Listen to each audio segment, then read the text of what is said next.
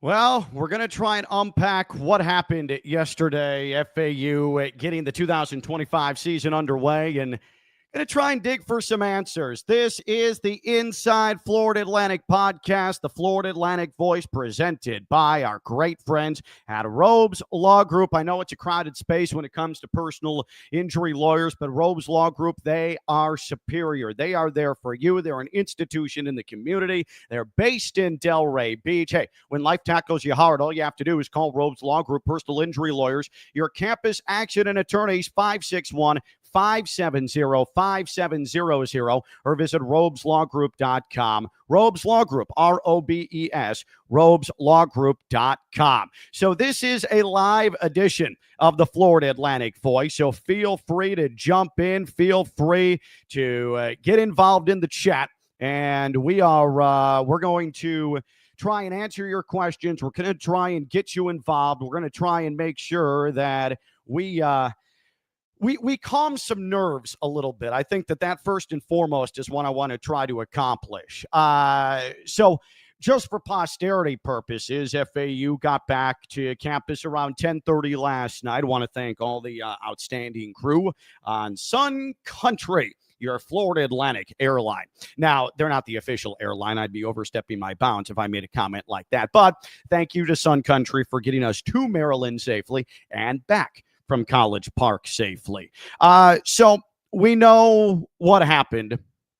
39-7, the final yesterday at Maryland. And one, I can't do this right after the game. I can't do what they call in the business a raw recap because, well, I'm traveling and I'm working and I have responsibilities. I have post-game shows. I have the entire thing that I need to take care of because, well, I like to earn a paycheck. All right. So I also find this to be beneficial doing this the day after because we've all had a chance to sleep on it. And I think that's very important in the grand scheme of things as well. I think when you're emotional, I think when you see a performance like we saw yesterday with FAU going to Maryland, you have all the excitement, you've elevated your senses, and then yesterday, the overall performance outside of the first quarter was a little bit of a letdown. It's easy to feel angry. It's easy to feel angst-ridden. It's easy to feel unhinged, and I've been there. I understand that. I live that. I'm a Florida Atlantic fan just like you, but I think it's important to let the entire thing breathe, okay? So I want the overlying message of this to be, you should be disappointed. It's okay to be upset, but if you are going to paint a broad brush for the rest of 2025 based off of a trip to Maryland with a completely overhauled roster, with a new coaching staff, with a group that, I mean, we laid it out pretty clearly for you. This was certainly going to be a work in progress. This was not going to be snap your fingers and all of a sudden things are just going to come together magically. It was never going to work like that, okay? Don't put yourself in a position where you're suddenly just going to declare, well, white flag, surrender, season opener. I just want to direct you, just for contextual purposes, I want to direct you to 2017. Lane Kiffin, big name, all the media, ESPN, CBS, ABC, they all want a piece of Lane Kiffin. What's he going to do at tiny little Florida Atlantic after his fall from grace at USC, after his controversial exit at Alabama? Can he restore his name? Can he get his coaching career back on track? Can he reinvent himself? Huge crowd at then FAU Stadium. And what did FAU do? Got absolutely dominated by Navy on their home field. I mean, you guys remember, just annihilated, completely wiped. I want to be clear about this. Based on how the rest of the 2017 season went, and recall, that team lost at Buffalo, at freaking Buffalo, okay? I can't tell you one instance in the last 8 years when any of you fans have come to me and have shook my hand, as I love you to do, or reach out to me on social media, not one of you has ever brought up, man, Ken, you remember the frustrations of that Buffalo game? Like, not one time has that come up. Remember when Jason Driscoll took over for Daniel Parr? Oh, boy, that was really frustrating. We don't talk about it. It never comes up. The loss against Navy never comes up. Want to know why? Because the season wasn't dead after the first game, and it wasn't dead after the non-conference. All right?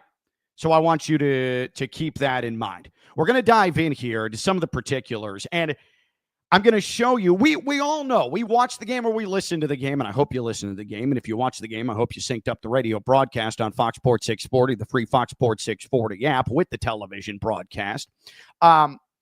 We know what quarter doomed FAU. It was the second quarter. We understand that, and we know that, okay? Just want to hit some of the chat here. Sama Sauce, did you go to the game?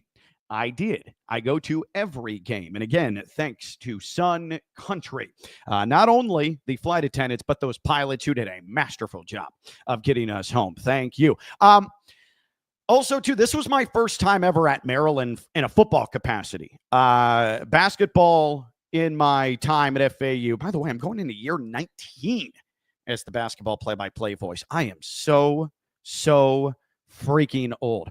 But in the Mike Jarvis era, FAU went to Maryland twice. New arena, not their old place. That was a loud, unhinged barn. This place is a little bit more sterile. They tried to design it like the old place, but it doesn't match the spirit. They've got the wall of fans behind a basket, but it's not the same thing. And they struggle to draw sometimes. My first time ever there for Maryland football.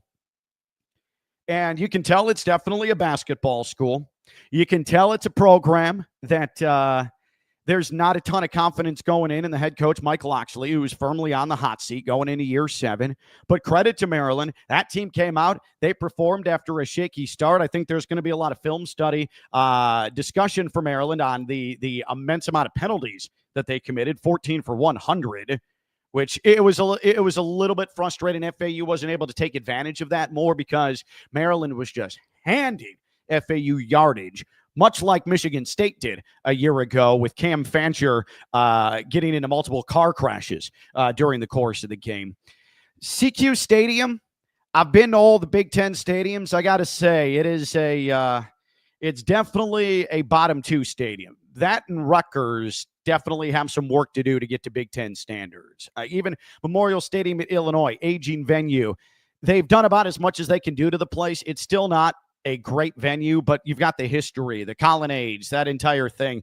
CQ Stadium doesn't have a ton of personality to it. They're working on that. They've got the naming rights still, all of that.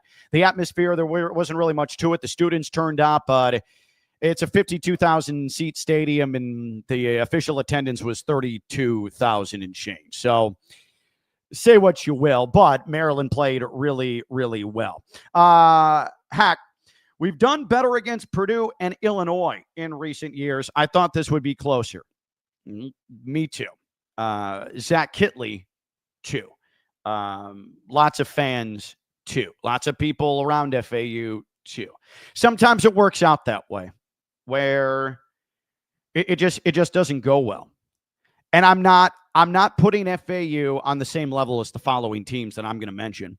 But Florida Atlantic is 0-1 in their non-conference, just like Alabama is 0-1 in their non-conference, just like Clemson is 0-1 in their non-conference, just like Iowa State was 0-1 in their conference after that week 0 matchup.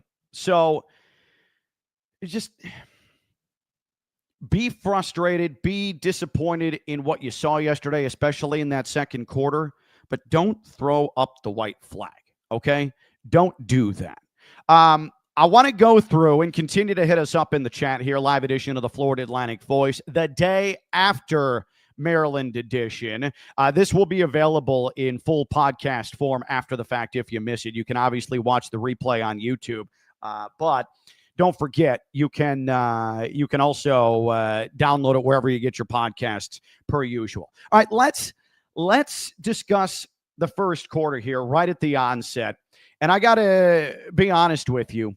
You've got the first two plays where Veldkamp, quick throw, Easton Messer, 10 yards, first down, very first play of the game. And you're thinking to yourself, there it is, 10-8, 10-8, just like is advertised. There's the Western Kentucky connection right there in the flesh. And then Veldkamp, another quick throw, pretty decent short throw, 4 yards, Easton Messer. And then you also have a face mask at the end of the play along the far sideline. Messer has his face mask grabbed and pulled 15 more yards. It took 2 plays in this game for FAU to get into Maryland territory. And I got to say, the juices are flowing at that point. I was already, you guys know, if you listen to FAU broadcast, you know me for a long time, doesn't take me much to get going, right? So then you have Jamari Sands, no gain. Caden Veldkamp with a free play on an offside. This would be the first of 3 offsides on this opening series against Maryland, in addition to the 15-yard penalty that took place. It was a free play, but I want you to remember this.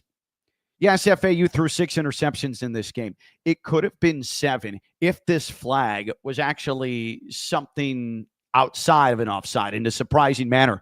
Michael Kirch, the tight end, just flat out drops a ball along the sideline, and it falls into the arms of Daniel Wingate, who's laying flat on his back.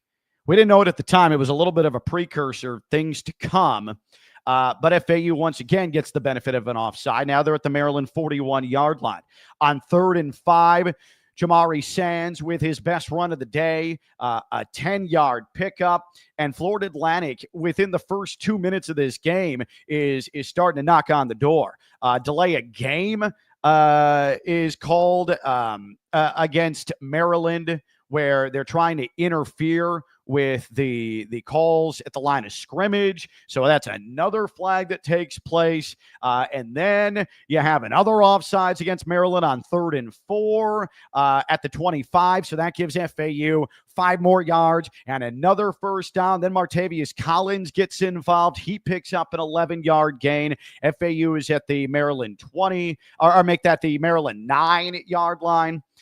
And this is where we have the first conversation of this game about strategy, about decision-making. So FAU ends up with a 3rd and 4, and Caden Veldkamp throws to Michael Kirch again in the end zone. This was the 3rd time he was targeted on this drive, and Kirch had 2 different drops on this drive. This was one of them. Now, in all fairness to Michael Kirch, Caden Veldkamp was hurried on the play by Sidney Stewart, pass rusher for Maryland, and he had to rush it a little bit. But then we go to 4th and 4. You've got 4th and 4 for FAU. Opening drive of the game at a Big Ten opponent. You've got a new head coach. You've got a new quarterback. You've got a new offense. FAU decides to go for it, and it's Caden Veldkamp, design run to the right. He gets hit at the 2-yard line by Daniel Wingate. FAU turns it over on downs. And so immediately, I'm kind of glancing at social media, and I see, why not take the points? Why not take the points? Why wouldn't you take the points there? Listen, just as I laid it out, if you're Zach Kittley and you're going to go on the road at a Big Ten school, and he's not paying attention to this, but I know a lot of you degenerates are. It's a 14-point spread. Are you going to go for a body blow right off the bat? Are you simply just going to poke Maryland in the shoulder and say, take that. There's your 3 points. You want to send a message. You want to be aggressive.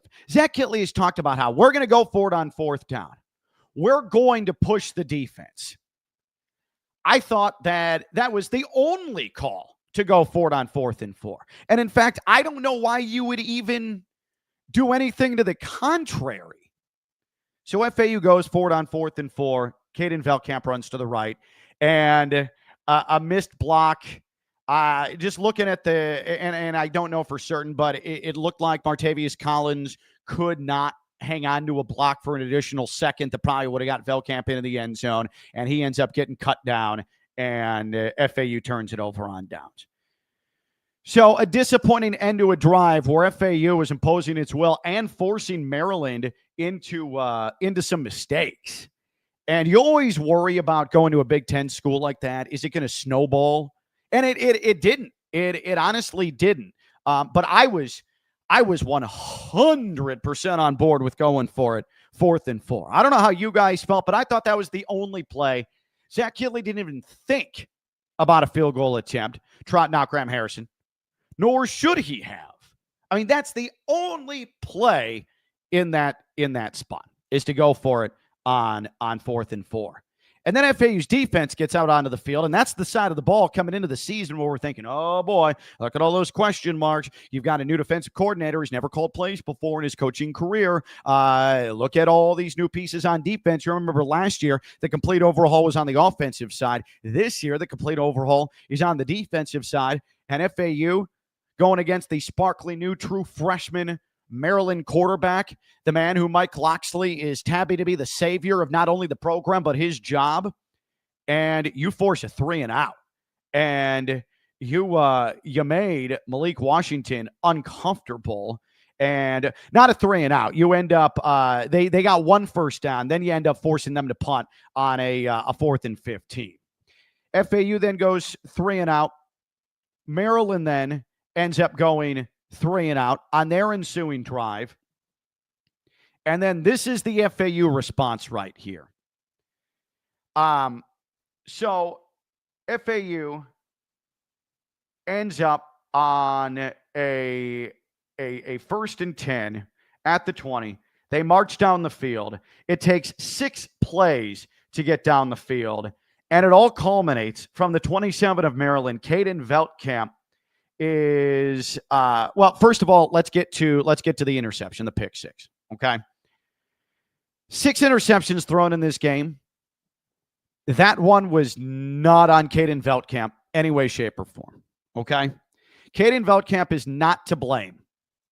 He's not to blame for the pick 6. Daniel Wingate was right place, right time. But if you look, this is, and FAU was playing a good amount of RPO here.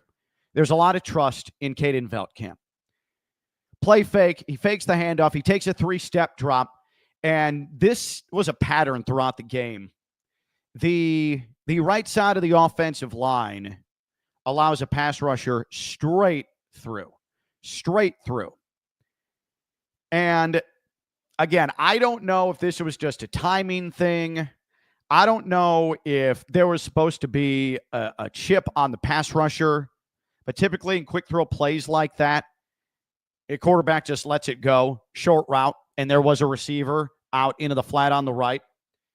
But either the timing was off or there was a missed assignment along the offensive front. And I had Chris Newbold, my broadcast partner, who I refer all offensive line questions to. I had him look at it. And he wasn't quite sure, but we do know the pressure came from the right side of the offensive line. And so Veltkamp is clocked in the chest as he throws. The ball flutters right into the arms of Daniel Wingate. 7-0 right there, first quarter. And then you start to think to yourself, uh-oh, here we go.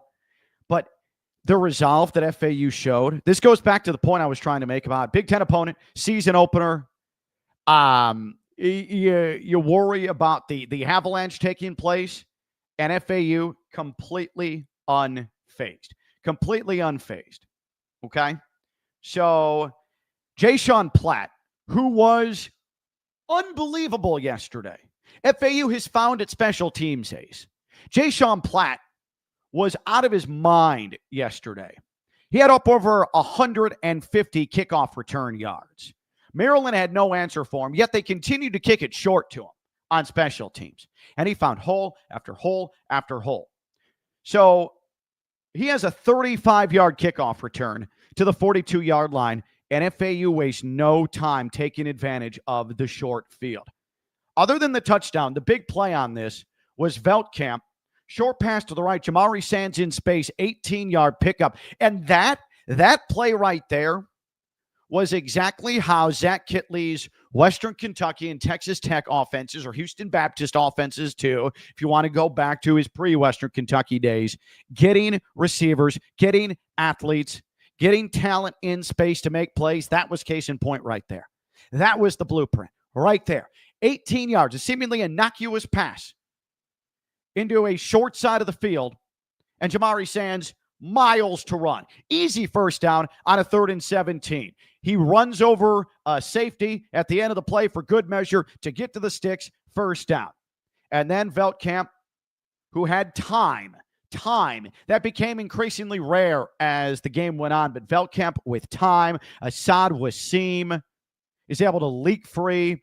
He runs an out route towards the far sideline. He's all by himself, and a perfectly nestled ball into Asad Wasim's arms. Touchdown, 27 yards, and we're tied at 7. Asad Wasim, I thought, by the way, had a really good game. Asad Wasim's a weapon. Asad Wasim's going to be a problem. From a receiving standpoint, I would argue, other than Easton Messer, who had 15 catches yesterday, that is, I believe that ties the program record for most catches in a game. He's going to inevitably break the program record for most catches in a game. I mean, the 15 catches looked easy for Easton Messer because he can run around anywhere on the field. He'll get into traffic. He doesn't mind taking a hit. He's got really good hands. He'll run an out route for you. He can leak behind the defense. But Asad Wasim yesterday, that's your second best receiver on the field. If you're just looking at Dom Henry, you're looking at Jay-Sean Plattler, you're looking at Easton Messer, you're looking at Asad Wasim. Asad Wasim is your second best receiver yesterday. Extremely dangerous. He showed this in fall camp too. This is not going to be any surprise at all to DJ McCarthy, wide receivers coach, Zach Kittley. Nobody who was able to actually watch practice and saw number 0 out there. Asad Wasim in his performance yesterday, no surprise whatsoever. Absolutely no surprise whatsoever. So you have the touchdown there. And then from that standpoint, Maryland, another 3 and out. FAU tied at 7. They get the ball back after Maryland punts. FAU has it at its own 35-yard line. And FAU gets all the way to the Maryland 38-yard line, facing a 4th and 9. And this is where you definitely go for it on 4th down because you're a little out of the range of your field goal kicker. But then Caden Veldkamp really doesn't have much time, and he gets sacked by Dylan Fontes, big 300-pounder along that 3-man defensive front for Maryland, and that drive ends. All right, so then Maryland has the ball with 30 seconds left. I want to point out one thing specifically with all of this, okay? One thing specifically with all of this. In the first quarter, Maryland's starting field position, okay? They started from their 2 after the turnover on downs. They started from their 21. Maryland started from their 14. That is an average field position in the first quarter of the -12. Maryland, on average, started their possessions in the first quarter from their own 12-yard line. Want to know what that is? That is a recipe for success. That is a recipe for success. That's more impressive. That's a better indicator of how you're going to win games than Caden Veldkamp to Asad Wasim. That's a better indicator than Jamari Sands, 18 yards on a 3rd and 17. That right there, that's good special teams on 2 of the 3 drives, and that's good defense to get Maryland off the field, okay? So that's the biggest reason that we're tied 7-7 after 1. So keep that number in mind. FAU held Maryland to its -12 starting field position. Want to know what that Maryland starting field position ballooned to in the second quarter? Their own 44. And that is how you start to unravel, and that is the recipe for a 26-0 second quarter in favor of Maryland. That right there, that's the key number. That's the number in this game. The second quarter is where it was lost, and you want to know why? The major factor in all of that? Maryland and its starting field position.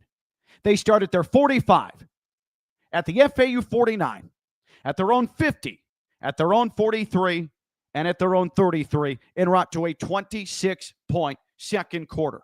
And Maryland started to feel comfortable in pass protection. FAU certainly had a lot of trouble putting any sort of pressure on Malik Washington yesterday. From the edges, on the interior, it wasn't there. FAU holds Maryland to a field goal on that first possession of the second quarter. It's 10-7 at that point. Both teams then exchange possessions. FAU takes over the ball at its own 4-yard line after Maryland pinned FAU inside. Now, Easton Messer had a chance to call for a fair catch at the 8 or the 9, opted to let it hit down at around the 5, and it was down at the 4. Maybe in retrospect, Easton Messer wants to call for a fair catch in that spot, but I think it's negligible. Either way, you're going to start inside your 10. But just like last year against Michigan State, what happens? A safety. You remember last year, Cam Fancher caught in the end zone, went down. Michigan State is able to collect the safety. That was their first points of the game. This is how Maryland extends the lead to 10-7. And once again, it was the right side of the offensive line. Caden Veltkamp didn't stand a chance. And it looked like, and we're not here to bag on anybody, but this is, if you watch the replay, it's pretty obvious. Daughtry Richardson has a move to the inside put on him by Sidney Stewart and can't stay in front of him. It's a bit flat-footed. Sidney Stewart straight in on Caden Veltkamp, safety. That one hurt. And I thought that was the play that really then started the Indiana Jones huge stone rolling through the tunnel, you running for your life after that. That was the problem. That was the problem. Back to the comments. In this new NIL era, new quarterback, new line, it's not an excuse anymore. Every team's dealing with the same NIL roster attrition. 7 of 10 top-ranked teams had a new starting quarterback. But here's here you just laid it out. 7 of the 10 top-ranked teams had a new starting quarterback. Okay, and 7 of those 10 teams, they're ranked. You have to understand, right? Florida Atlantic has not won 6 games or more since 2019, okay? FAU and its restart process, its fill in the holes on the roster, a little bit different than Ohio State. A little bit different than a USC. A little bit different than an Alabama, okay? And I think that you look at the NIL landscape when it comes to offensive linemen, there's no team outside of the rare few that maybe have 4 returning starters somehow achieve continuity that says, oh, we feel incredibly comfortable with the offensive line. I thought the left side of the FAU offensive line was really strong yesterday. I thought it was really strong. And those were a lot of the newcomers, at least from a starting standpoint, on the offensive line. And I thought Vinny Fiacable at center was really, really good. Really, really good. But keep in mind, it's not just quarterback. It's not just offensive line. FAU has, for the most part, an entirely new wide receiver room. FAU has an entirely new tight end room. FAU has continuity with running backs, but those guys saw barely combined into double-digit snaps last year, okay? Because C.J. Campbell, Jabari Mobley had the vast majority of the work. In the Xavier Terrell breakout game at Tulsa, you know how many carries he had last year? Two! He had 148 yards on 2 carries, okay? So everybody's new at very key positions with this air raid offense. And again, I'm trying not to make excuses, but I think perspective is really, really important here. And then this is where Malik Washington really gets going. Shalik Knotts gets behind Chris Tooley later on in the second quarter, 2nd and 14, 29-yard touchdown. FAU goes forward on 4th and 2 at the Maryland 43. Tries to force a ball in Easton Messer. Another turnover on downs. FAU, by the way, 3 of 9 on 4th down in this game. A number gets inflated a little bit because FAU, when you start getting down by a lot, you got to take chances. But objectively, the 4th down offense for FAU provided very little from a beneficial standpoint. Then Malik Washington finds Caleb Webb, 29-yard touchdown. And that was simply a play where FAU, once again, had a little bit of a breakdown in the secondary, a good 1v1 where Webb goes up, makes a play, and Maryland's broken it wide open by this point. It's 26-7. And then the exclamation point of the second quarter, Dorian Fleming, tight end from Georgia State, all Sun Belt a year ago, 9-yard touchdown. And that did it right there. That's your second quarter. So Maryland in the first quarter, starting field position, the 12. Maryland second quarter, starting field position, the 44. That's your game. Look at time of possession in that quarter as well. FAU ended up winning the time of possession battle in this game. 30 and change to 29 and change. It was tight, but FAU won the time of possession battle. But in that second quarter, it was 10:27 for Maryland in time of possession. FAU, 4 minutes and 49 seconds. The second quarter was the game. The second quarter was where everything was decided. The second quarter is where FAU was defeated and steamrolled and fell to 0-1. All right? Like, we can continue to talk about the interceptions in the third quarter and the fourth quarter, and I do think that Caden Veldkamp had to maybe take some more chances than he would like. And Caden Veldkamp looked like someone still trying to acclimate to his line and someone still trying to acclimate to his pass catching options. I'm not going to sit here and lose sleep over it. We know what Caden Veldkamp is. There is way, way more film of good things from Caden Veldkamp than there are mistakes. He was the Conference USA Offensive Player of the Year for a reason last year. So if you're going to start saying things like, here we go. This was always going to be a season of adjustments. Would Zach Kittley would he have liked a better debut? Absolutely. Okay. And I think when you see Maryland and you see their struggles and you see Coach on the hot seat and you see 4 wins a year ago, I think you start to maybe get a little bit of unearned confidence. Because, guys, FAU was 3-9 and 1-7 in the league last year. The reset button process for Zach Kittley at FAU, a little bit different than the reset process year 7, Mike Loxley, who's already been to a bowl game 3 of the last 4 years and won them. Okay? Credit to Maryland. Like, they came out urgently, especially in that second quarter once they settled in, and played like a team that knows a lot of the chatter around them, a lot of the negative discourse surrounding them, and they played like a team that had something to prove against a power or a group of 6 team. I mean, guys, we talked about it.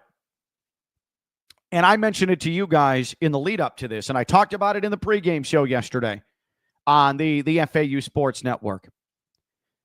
The game was going to be decided at the line of scrimmage. The game was going to be decided in the trenches. FAU, it might just be Maryland.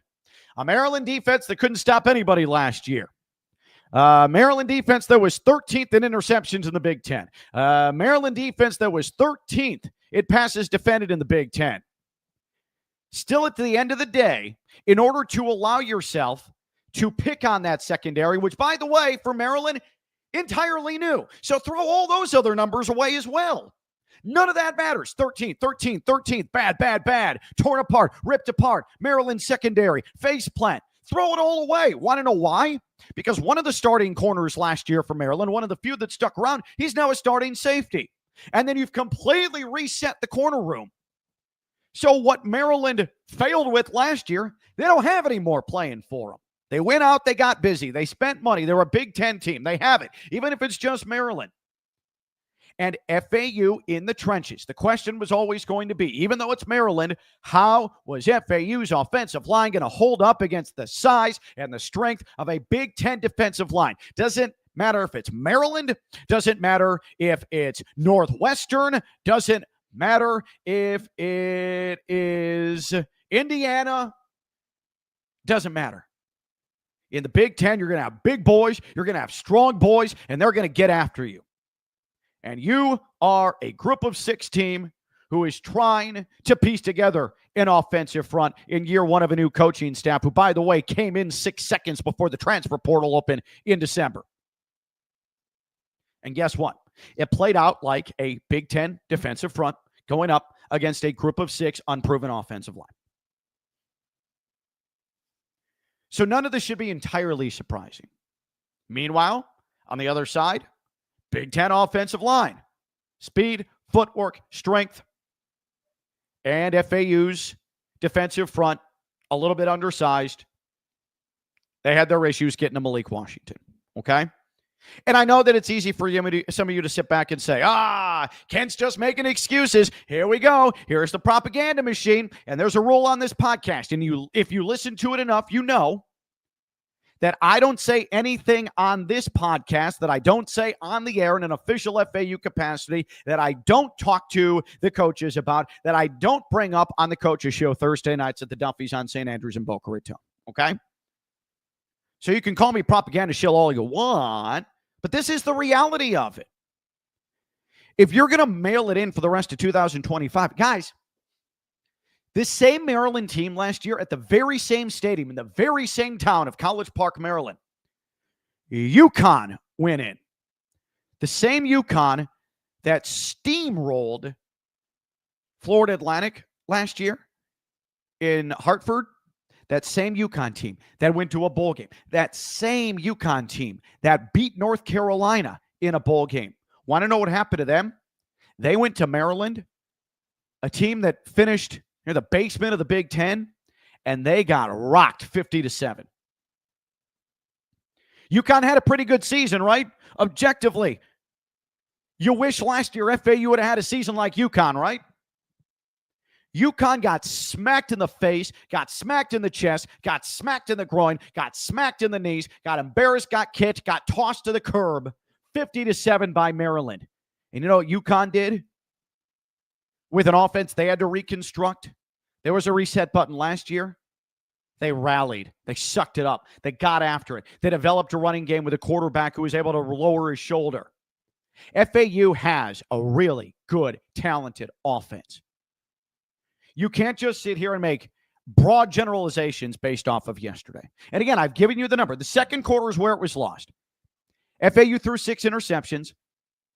That's never happened before in program history. The previous record was 5, 2005 Shula Bowl. By the way, the Shula Bowl that FIU had to vacate because they were dirty cheaters.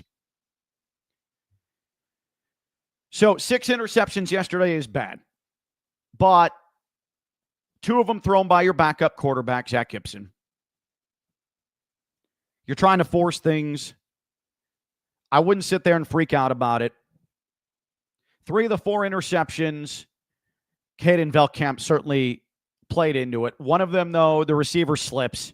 So if we're being generous, 2 of 4 completely on Caden Velkamp, including the one in the second quarter that just sailed on him. Tried to finesse a ball, intermediate throw to the far sideline. Probably a play. He had a passing window, probably could have put force behind it. It would have been a little more on target. Try to put some touch on it, sailed, intercepted. So Caden Velkamp struggled yesterday. There's no doubt. But Maryland did a really good job of taking out the intermediate passing game. FAU had its greatest success short, slant routes. You guys remember when Western Kentucky played Florida Atlantic in 2021 with Zach Kittley as the offensive coordinator. And we've seen it, whether it was Jeff Brom as the offensive coordinator, similar type of offense there at Western Kentucky, or when Zach Kittley was the offensive coordinator, that type of offense, it's all predicated on getting receivers in space and letting them run forever. Maryland did a good job of sticking with receivers yesterday. Flattening out the coverage, keeping Messer in front of them, keeping Dominic Henry in check, not allowing Jay-Sean Platt to get free, and that forced Caden Veldkamp to throw 4 to 5 to 6 to 7 yard passes, not hitting for 15 yards, not hitting the deep ball. Not every defense is going to be able to do that because not every defense has Big Ten speed, okay? So just don't freak out. Don't freak out, all right? It's not time to freak out yet. Let's work out the kinks with FAMU and FIU. Memphis will be the indicator whether we can compete for a bowl game or not. I disagree. I disagree with that. Memphis isn't the indicator. Memphis is absolutely not the indicator. You can't say that a team that is competing for the American Championship every single year is going to be the indicator of whether or not FAU can go to a bowl game. USF, they're the offseason champions every year at the group of 6 level. They have backed their way in a consecutive 6-6 seasons. And then in the 2023 Boca Raton Bowl, faced a tight end playing quarterback for Syracuse and won that and acted like they had claimed the national championship. And then last year, USF backs its way once again into 6-6 with some horrendous losses along the way. And then they beat San Jose State in a couple overtimes in the bowl game. And suddenly Alex Golesh once again is put on a pedestal. He, like in ancient Egypt, is being carried by subordinates through the streets of Tampa as they wave palm fronds. And now USF beat a bad Boise State team, what appears to be a bad Boise State team, in week 1. And suddenly USF is the hottest thing going. USF did not beat anybody of consequence the last 2 years. They made bowl games. So I don't want to hear that Memphis is the indicator, because it's not. The indicator of what this team is going to be is how the bounce back takes place Saturday, 6 o'clock, Flagler Credit Union Stadium. And by the way, we're going with the flag. I think that's the easiest way to go. If you have any better ideas, let me know in the chat. But I think the flag is what we're doing with Flagler Credit Union. How FAU responds against FAMU, who lost at the buzzer against Howard yesterday 10-9, an offense that could not get itself going.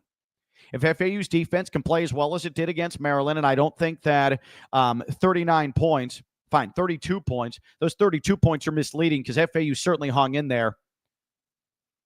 If you can go out, you can dominate FAMU, you can put some points on the board, you can get some backups in the game from a positive standpoint. Then you focus on FIU. I think FIU has improved simply because there's a competent head coach there in Willie Simmons. That, to me, is going to be the first indicator. If you win yet another Shula Bowl, if you can take care of business against FAMU, you're 2-1, you're back on track, and then everybody's ready to go for the Memphis game. But Memphis is not the indicator. Memphis is not the indicator. I think the next 2 games, depending on how the first 4 go, the next 2 games, Rice, UAB, 2 teams that FAU, I think on paper, are more talented than and better than. Those are the indicators whether FAU can win 6 games. That's the indicator right there. That's the indicator. Samasaw says, the flag, I like that. Good. We're going with the flag. The flag it is. Flagler Credit Union. I thought for a while, like the ATM, I thought that maybe, the ATM was really the only amount of thought that I put into it. And for the record, I had a bad history of coming up with nicknames for stadiums, because you remember way back when Geo Group bought the naming rights to the stadium, and Geo Group is an outstanding partner of Florida Atlantic and do a lot Appreciate you, Geo Group. But I came up with the name Alcatraz because it's a prison firm. And I thought it was clever. I thought it was great. It got picked up nationally, and then it was used for the purposes of pushback. And it was then no longer a good nickname. And some blame me for the Geo Group thing falling apart. And I'm in the business of coming up with catchy things for fans. That's all I'm in the business of. Okay. Robes Law Group, title sponsor, Florida Atlantic Voice. Out of bounds due to an accident. Robes Law Group in your corner is your campus accident attorneys. Reach out 561-570-5700, robeslawgroup.com, ROBES, robeslawgroup.com. Robbie, I'm really pleased with the defensive improvements despite the score. And again, the score, a little bit misleading, not indicative of what actually took place in this game, in my opinion. Terez Reed was great in a starting role outside of being matched up with the 6'8 Maryland wide receiver. Yeah, he lost a jump ball in the end zone. I don't know what more you want to do. Like, Webb is big, and he's imposing, and he is 5 inches taller than Terez Reed. But FAU has found a really talented corner in Terez Reed. You know who did not get targeted a lot yesterday?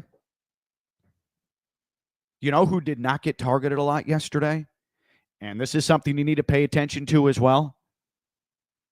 Zion Perret, the true freshman out of Miami Central. There was a lot of attention paid to Terez Reed because he was flying around the field.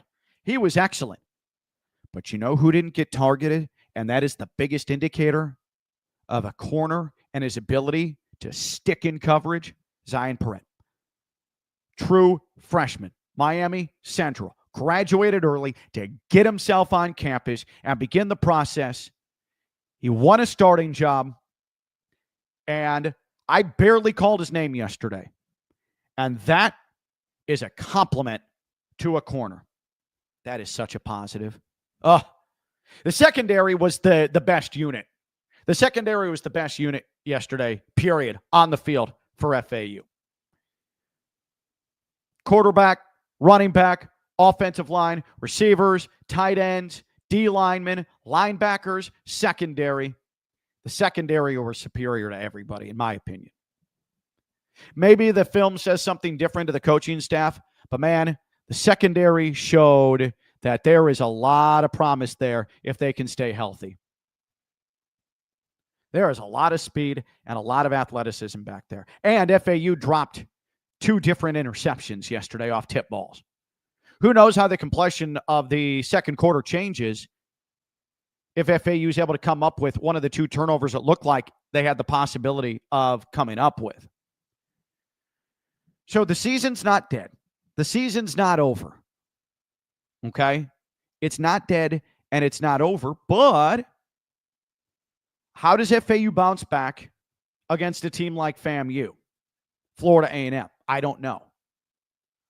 But I do know that this team's not going to overlook FAMU, not after a performance like that against Maryland. So it was a sucky result. You chalk it up to a new team trying to find its way with a new offense, a new coach in his first game, youngest coach in FBS, and they went out there against a Maryland team that desperately constructed a roster to save jobs in year number 7 for Mike Loxley, and FAU got outplayed. I wish it wasn't as simple as that, but it's as simple as that. Okay? So that second quarter decided it with the field position, starting field position of the Maryland 44 for Maryland. Time of possession 10:27 to 4:49. I also too, just a little bit of background here. The Maryland game was scheduled a little bit late. You recall, Iowa should have been the opponent to start this 2025 season. Iowa should have been the one that FAU was visiting there in Iowa City, but Iowa pulled out and moved the game to 2030. And for that, FAU is going to make $1.6 million. $650,000 are going to be paid to FAU by February the 1st. And then the 1.4, the additional February 1st, 2031 is when that check hits. We'll be waiting patiently, Iowa. But FAU on the deal for allowing the game to be pushed back netted an additional $450,000 out of that deal. You know what that is? That's savvy business by Florida Atlantic.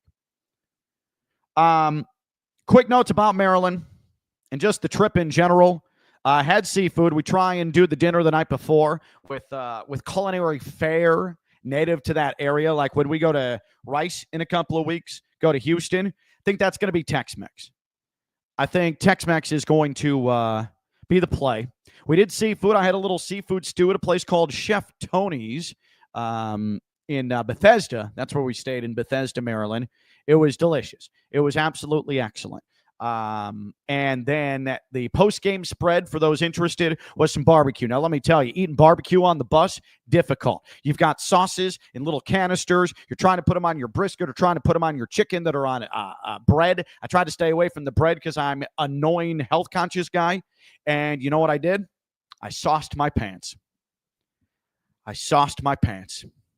Hot honey sauce all over the left thigh of my pants yesterday. So I had to walk on the plane through a sea of upset, disappointed, despondent FAU football players and coaches with a line of sauce down my left thigh. Not great presentation week number 1 for your boy Ken LaVicka. We're going to have to get better. Just like FAU football is going to have to get better, I'm going to have to get better from that standpoint. Okay? Malik Washington's really good, the Maryland quarterback. He's really, really, really good. He's really good. He's a lot better when he gets a ton of time. And he got a ton of time. But Maryland has a find. He's a true freshman 4-star. He's really good, and he's really big. You can see it. Like, we're 50 feet up in the air from the press box there in College Park. And that dude is massive. He looks like Quez Johnson, former FAU quarterback, who is big and bulky. He's not as thick as Quez was, but he looks like a D-end, Malik Washington. He absolutely looks like a D-end. How did you like Bethesda? Asked Sam. It's fine. It's good. I always go on a pregame run, a long pregame run, like 10 and a half, 11 and a half miles. But because it was a noon kickoff, I was going to run into Washington, D.C. Like, the Lincoln Memorial was 11 miles from our hotel in Bethesda. If this was any later than noon, 3:30, 6, 7:30 kickoff, I would have absolutely run straight to D.C. and then Ubered back to Bethesda. That's usually my play. But a noon kickoff, I didn't want to take any chances. So I just found a loop, Bethesda, Chevy Chase, and then back into Bethesda. And it was great. A little bit hillier than I expected.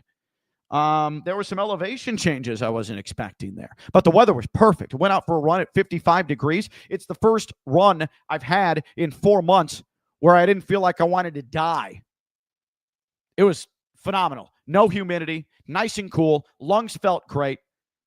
Therein, legs felt great. Bethesda's good. Bethesda is good. I ran to the National Institute of Health in its sprawling campus, which these days doesn't really play much of a part in anything. But it was good. Went downtown Bethesda while it was still dark. It was good. Nice and quaint, if I may say so myself. Robbie, I think it's everything's going to start with FAU running the ball. Kittley said that 32 for 77 when it comes to rush yards, quote, isn't going to cut it. So I'd expect them to find some rhythm there. They have to. You don't want, as good as he is, you don't want Caden Veltkamp throwing for 1 million times a game. You just don't. Caden Veltkamp yesterday, 49 attempts. I don't think that's a number that we're not going to see again. I think we'll see more 49-yard attempt or 49 throw attempt games from Caden Veltkamp. But you need more than 77 yards if you're going to do that. And look at FAU's time of possession in the second quarter. 55 seconds, 36 seconds, minute 24, minute 22, 32 seconds. Barely had the ball. You had 5 possessions, and you barely had the ball in that spot. And it wasn't because of quick scores. So, Veldkamp 30 of 49, 228. We are going to see Caden Veldkamp throw 50 times at some point this year, I think. I think that's just the nature of the offense. And I think that that's when that offense is going to be in a higher capacity than it was yesterday. But conceivably, you want not only Veldkamp with those 49, 50 attempts, you want him up in like the 300-yard passing area, 350 or so. And you want your rushing attack up around 120, 125, 130. But again, this goes to the offensive line. There was just not a lot of room to run.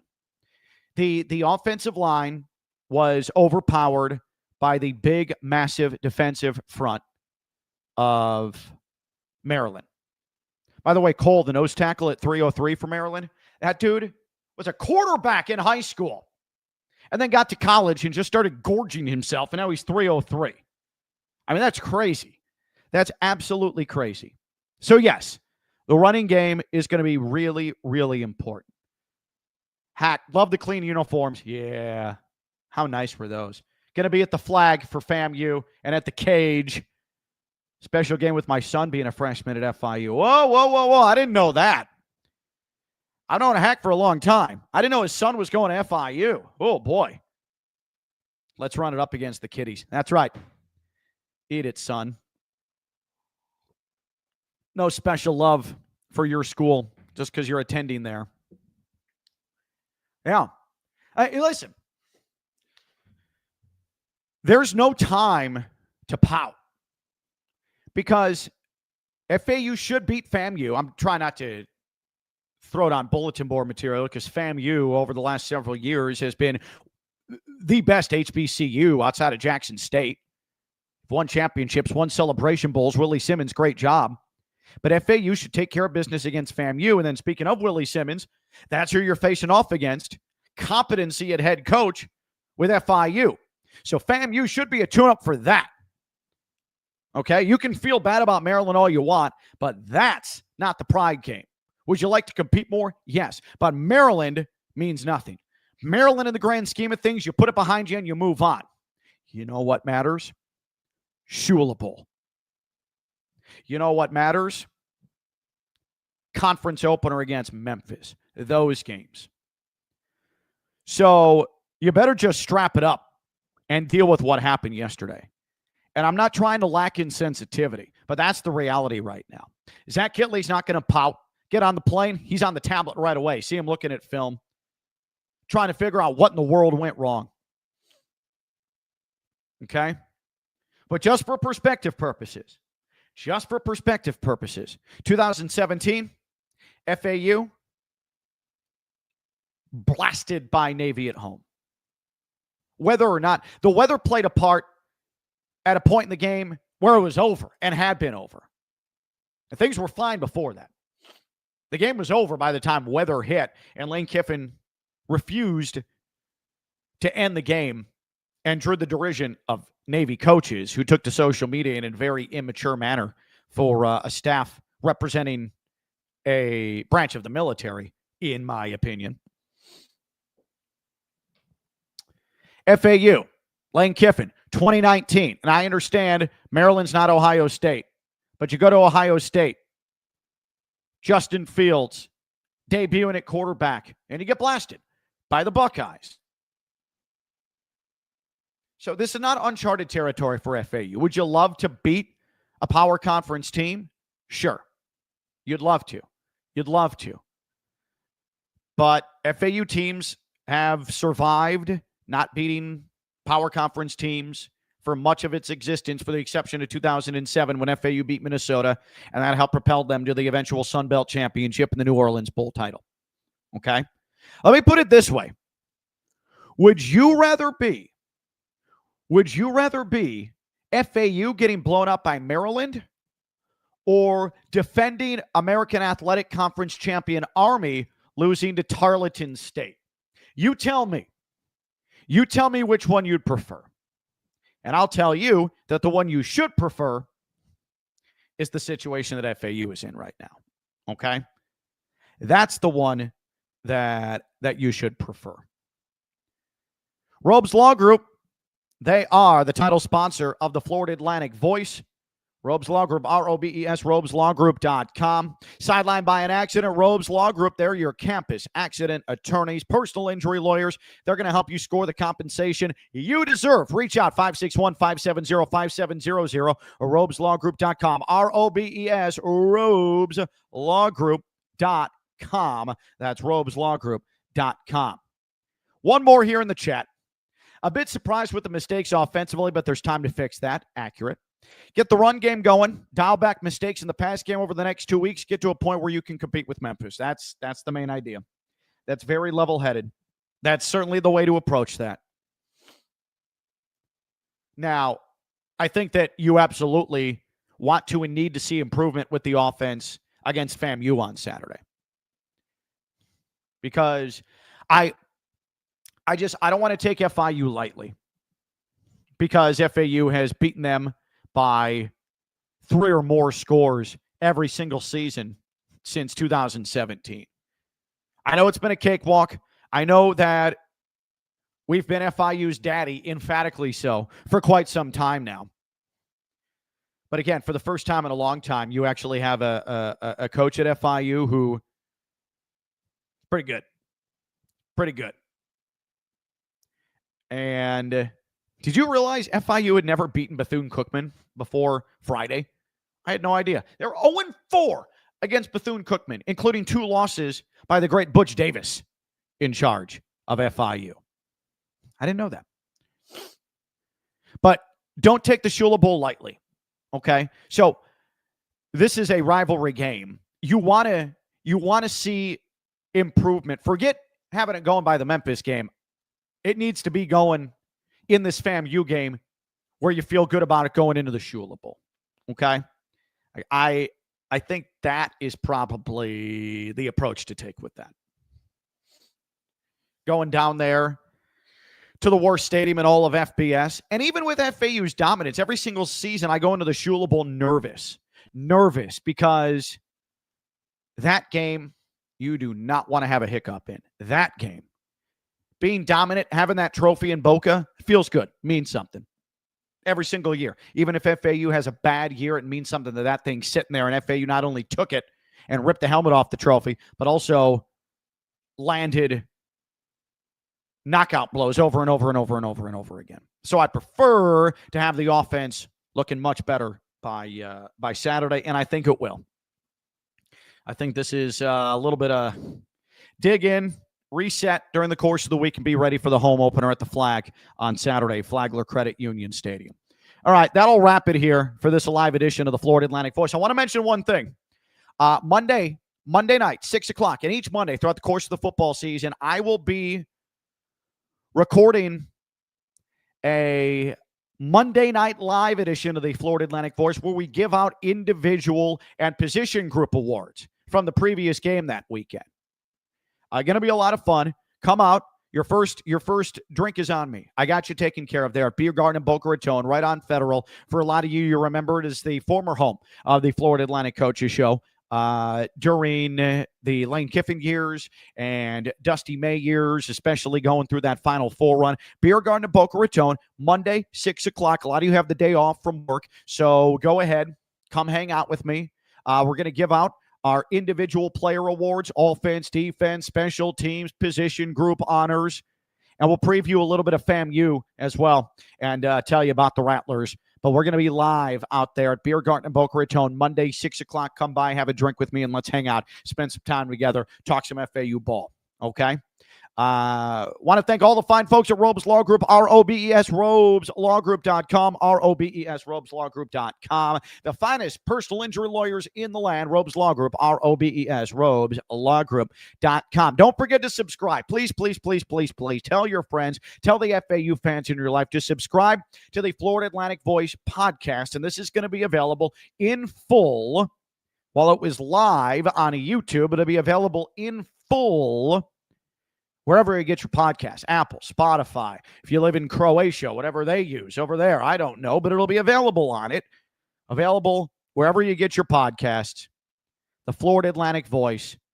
And make sure that you subscribe. Tell your friends, tell the FAU fans in your life. Heck, even your FIU son, though he has turned his back on Florida Atlantic. He has defected. Tell him to subscribe as well. It's the least he can do for going the FIU route. All right.